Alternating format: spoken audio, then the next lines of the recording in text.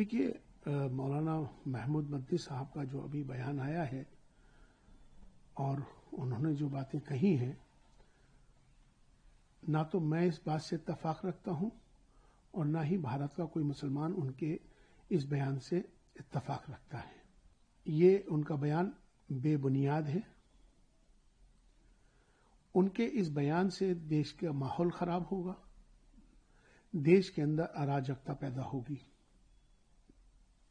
उन्होंने जिस तरह से, जिस अंदाज में जो बात कही है, उन्होंने जिस तरह से कहा है कि हमें हुकूमत पर भी भरोसा नहीं है, उन्होंने अदालतों पर भी कहा है हमें भरोसा नहीं है, खासतौर पर सुप्रीम कोर्ट का उन्होंने नाम लिया है, हवाला दिया है।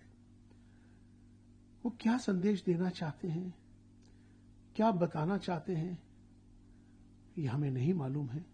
लेकिन उन्होंने ये जो बयान मुसलमानों का नाम लेकर कहा है, देश भारत के तमाम मुसलमानों के हवाले से दिया है, तो देश का मुसलमान इस बात से बिल्कुल सहमत नहीं है।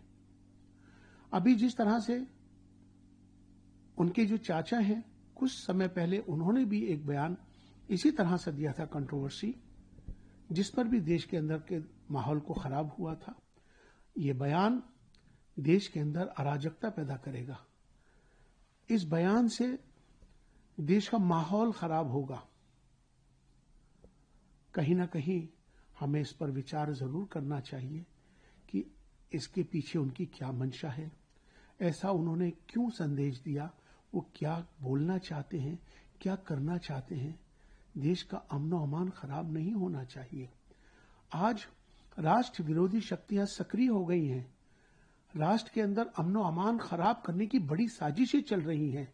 क्योंकि हमारा भारत आज जिस तरह से प्रधानमंत्री श्री नरेंद्र मोदी जी के नेतृत्व में विश्व गुरु बनने के लिए अग्रसर है, तो कहीं ना कहीं हमारे देश के माहौल को खराब करने की साजिशें रची जा रही हैं।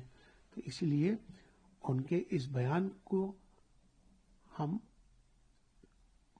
भारत का कोई मुसलमान सहमत नहीं है।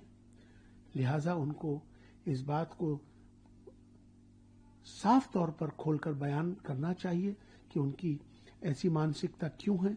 वो ऐसे मुसलमानों का नाम लेकर मुसलमानों का लीडर बनना चाहते हैं, मुसलमानों को नाम लेकर मुसलमानों पर सियासत करना चाहते हैं।